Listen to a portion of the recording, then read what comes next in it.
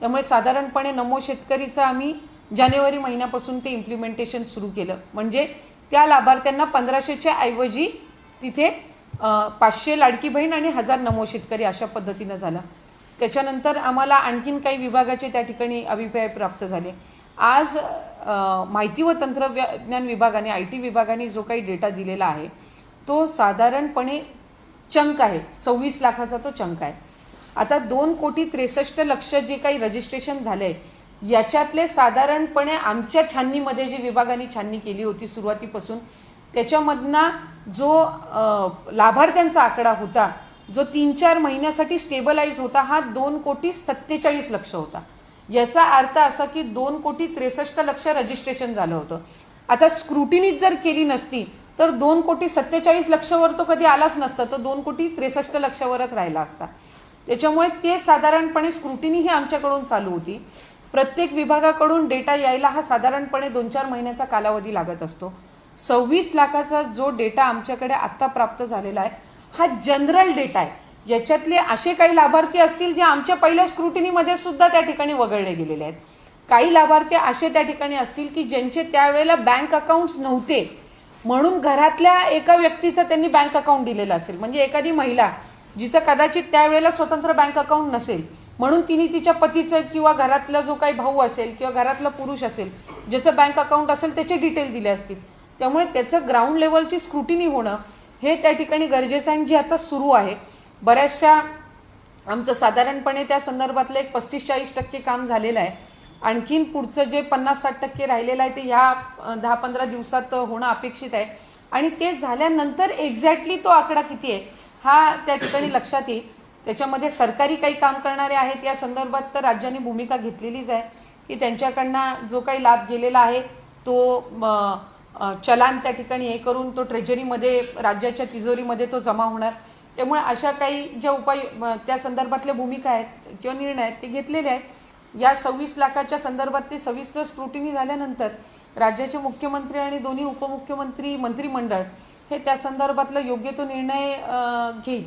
याच्यामध्ये काही नावं दुसऱ्या राज्यातले पण होते, काही पुरुषांना देण्यात आले, त्या जे स्क्रुटिनी अधिकारी होता त्यांनी ते बघितलं का नाही. खरं तर कुठल्याही इतर राज्याच्या याला लाभ हा देण्यात आलेला नाही आहे. आमच्या विभागाच्याच प्रथम स्क्रुटिनीमध्ये जर ते राज्याच्या बाहेर असतील परप्रांतीय असतील तर त्याच्यामध्ये ते लक्षात आलेलं आहे. आणि कदाचित माध्यमांकडनंही 2-4 महिने किंवा 5 महिने विलंबाने ती बातमी आलेली आहे. पण ज्या वेळेला प्रायमरी स्क्रुटिनी झाली त्याच वेळेला अशा ज्या बाबी आहेत त्या विभागाच्याच अधिकाऱ्यांच्या निदर्शनास आल्या आणि त्या वेळेलाच त्यांना लाभ हा दिला गेलेला नाही आहे. पुरुषांच्या संदर्भातलं मी जे आपल्याला म्हटलं की जो काही 12-14 हजारचा डेटा आलेला आहे हा डेटा आमच्याकडे आलेला असताना ती लाभार्थी पात्र आहे पण तिचं बँकमध्ये खातं नव्हतं म्हणून तिने घरातल्या पुरुषाचं नाव खातं दिलेलं आहे का तर त्याचं क्रॉस व्हेरिफिकेशन असेल किंवा प्रत्यक्षामध्ये पुरुषांनीच भरलेला आहे का. तर ह्या सगळ्या ज्या बाबी आहेत या ग्राउंड लेवल स्क्रुटिनी आमच्या अंगणवाडी सेविका मदतनीस आणि विभागाकडून चालू आहे. त्याचा सविस्तर डेटा ज्या वेळेला येईल त्याच वेळेला त्या ठिकाणी तो आम्हाला मांडता येईल. मराठा आरक्षणाच्या अनुषंगाने सरकारने GR काढल्याच्या नंतर ओबीसी आक्रमक झालेले आहेत, ओबीसी समाज नाराज झालेला आहे. भुजबळांनी तर काल मंत्रिमंडळाच्या बैठकीत प्रश्न पण फारकत घेतल्याचं बघायला मिळाले. ओबीसीवरती अन्याय ही त्यांची प्रमुख भूमिका आहे. साधारणपणे मराठा समाजाला आरक्षण मिळावं ही त्या समाजातल्या बांधवांची आणि सर्वसाधारण सगळ्यांचीच त्या ठिकाणी भूमिका राहिलेली आहे. लोकप्रतिनिधी म्हणून राज्याचे मुख्यमंत्री, दोन्ही उपमुख्यमंत्री, मंत्रिमंडळ, सगळे आमदार, सगळे खासदार, सगळे लोकप्रतिनिधी आमच्याही सगळ्यांची भूमिका राहिलेली आहे की मराठा समाजाला आरक्षण मिळालं पाहिजे. पण ते मराठा समाजाला आरक्षण मिळत असताना कुठल्याही घटकाच्या आरक्षणाला म्हणजे ओबीसीच्या आरक्षणाला धक्का न लागता मिळावं ही साधारणपणे त्या ठिकाणी सर्वांची भूमिका ही त्या ठिकाणी राहिलेली आहे. त्याच्यामुळे आज मराठा समाजाला जो काही शासन निर्णय निर्गमित झालेला आहे उपोषण हे मराठा समाजाच्या वतीने जरांगे पाटलांच्या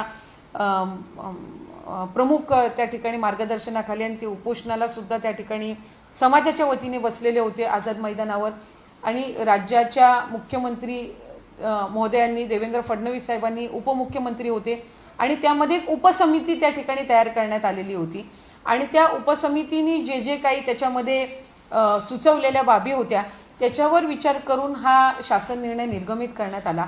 आणि तो जरी केलेला असला तरी सुरुवातीपासून शासनाने ही भूमिका ठेवलेली आहे किंवा मुख्यमंत्री महोदय आणि उपमुख्यमंत्री महोदय आम्ही सगळ्यांनी भूमिका ठेवलेली आहे की एका बाजूला मराठा समाजाला आरक्षण देत असताना ओबीसी घटकाच्या आरक्षणाला किंवा त्यांच्या हिताला कुठेही धक्का लागू देणार नाही. आणि त्या भूमिकेवर आम्ही सगळीच मंडळी त्या ठिकाणी ठाम आहोत. ओबीसी घटकावर अन्याय होणार नाही मराठा समाजाला आरक्षण देत असताना याची दक्षता हे महायुतीचं सरकार नक्कीच घेतं. साधारणपणे भुजबळ साहेब हे गेल्या अनेक वर्षांपासून ओबीसींच्या संदर्भातले जे विविध प्रश्न आहेत ते अतिशय अग्रेसरपणाने आणि त्या संदर्भामध्ये एक भूमिका ही ठामपणे नेहमीच त्यांनी मांडलेली आहे. काही ओबीसी घटकांसोबत किंवा ओबीसी नेत्यांसोबत त्यांची बैठकी त्या संदर्भातली झालेली होती. आणि ओबीसींसाठीचा लढा हा त्यांचा गेल्या अनेक वर्षांपासूनचा हा त्या ठिकाणी सुरू आहे आणि त्यातून त्यांनी ती मांडलेली भूमिका आहे. पण मला खात्री आहे की तेही आज मंत्रिमंडळामध्ये एक वरिष्ठ मंत्री आहेत. गेल्या अनेक 40-50 वर्षाचा त्यांचाही त्या ठिकाणी राजकीय अनुभव आहे, सामाजिक अनुभव त्या ठिकाणी आहे. आणि साईडलाईन केलं गेलं असं कुठे ना कुठे प्रश्न येतात. कारण की उपसमितीमध्ये जी काल स्थापना ज्याची झाली ओबीसीच्या प्रश्नांवर ते 5 वर्षापूर्वी जेव्हा महाविकास आघाडी होती तेव्हा ते प्रमुख पदावर होते. आता मात्र नुसतं सदस्य पदावर त्यांना ठेवलं. मला आपल्या माहितीसाठी सांगायचं आहे की ओबीसींच्या संदर्भामधली आणि ओबीसींसाठी ज्या वेगवेगळ्या योजना आहेत ते ओबीसी घटकापर्यंत पोचाव्यात यासाठी समिती स्थापन करण्यात यावी ही भूमिका भुजबळ साहेबांनीच राज्याचे मुख्यमंत्री फडणवीस साहेब आणि दोन्ही उपमुख्यमंत्र्यांसमोर ठेवली. आणि त्याला 1 मिनिटाचाही विलंब न लावता त्या ठिकाणी मंत्रिमंडळाच्या आणि मुख्यमंत्री महोदयांच्या अध्यक्षतेखाली त्या बैठकीमध्ये त्याला मान्यताही देण्यात आली. आणि त्यानुसार आज ही उपसमिती त्या ठिकाणी जाहीर करण्यात आलेली आहे. आणि मला एका गोष्टीची खात्री आहे की आम्ही सर्वच मंडळी जे आहोत ती सर्व समाजाच्या दृष्टिकोनातून चांगली भूमिका, सर्व समाजाचं हित ह्या बाजूने विचार करणारे आम्ही सगळी मंडळी आहोत. त्याच्यामुळे आज समितीचा अध्यक्ष कोण, समितीचे सदस्य कोण याच्यापेक्षा त्या समितीमध्ये जे जे सगळे सहभागी आहेत हे ओबीसी घटकाच्या दृष्टिकोनातून चांगले निर्णय घेतील आणि सुचवतील. आणि त्याचबरोबर जे जे काही ओबीसींसाठी योजना आहेत त्या त्यांच्यापर्यंत अधिक प्रभावीपणे पोहोचवण्याच्या दृष्टिकोनातून या समितीच्या माध्यमातून सूचना येतील याकडे आम्ही सगळी मंडळी ही जास्ती लक्ष केंद्रित करून आहोत. याच्यामध्ये पण दोन्ही अध्यक्षपद म्हणजे दोन्ही समित्यांचे ते भाजपच्या नेत्यांकडे गेले आहेत. दोन्ही कुठल्या? मराठा उपसमिती त्याचबरोबर ओबीसी उपसमिती. एक चंद्रशेखर बावनकुळे आहेत, दुसरीकडे राधाकृष्ण विखे पाटील.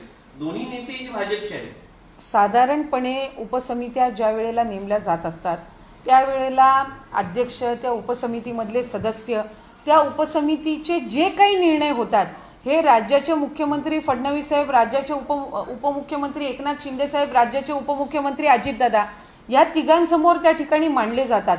या तिघांच्या सूचना त्याच्यामध्ये आणखीन ॲड होत असतात आणि मग त्याच्यातनं त्या उपसमितीने दिलेल्या सूचना त्याच्या अंमलबजावणी किंवा त्या संदर्भातल्या आणखीन काही त्याच्यामध्ये बाबी समाविष्ट केल्या जात असतात.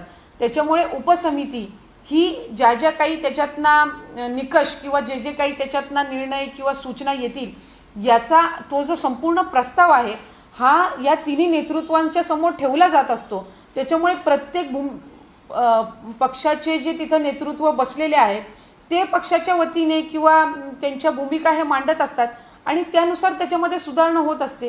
त्यामुळे उपसमिती ह्या सगळ्या ज्या काही तुमच्याकडे बाबी किंवा सगळे जे पर्याय हे नमूद असतात किंवा काय पर्याय हे त्याच्यामध्ये आपण काढू शकतो या संदर्भातले वेगवेगळे सूचना आणि सुझाव आणत असतात, प्रस्ताव आणत असतात.